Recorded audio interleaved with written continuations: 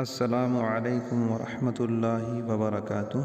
Welcome to पास से पासा the planet education educational activity. और ये है पार्ट 15 15वां, जिसमें हम 71 से 75 नए 5 वर्ब्स देखने वाले हैं और इंशाल्लाह इसके बाद टेस्ट होगी। 71 71 पुश। पुश मतलब ढकेलना, किसी चीज़ को हाथों से लौटना। 72 72 ग्रैब। ग्रैब मतलब छीनना, किसी चीज़ को ज़बरदस्ती छीनना, झपटना। 73 73 बैंड।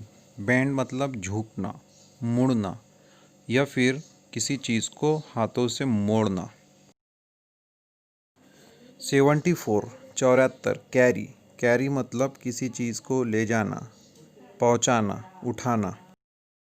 75 75 ड्रैग। ड्रैग मतलब किसी चीज़ को हाथों से खींचना, ज़ोर से खींचना। तो प्यारे बच्चों, ये थे 71 से 75 नए 5 वर्ब। इसे अपने नोटबुक में इस लिस्ट पे से आप अच्छी तरह से इसे लिख लीजिए, याद कर लीजिए और टेस्ट के लिए बेस्ट ऑफ लक। और इस तरह के एजुकेशनल वीडियोस पाने के लिए मेरे इस चैनल को सब्सक्राइब कीजिए। अल्लाह हाफिज़।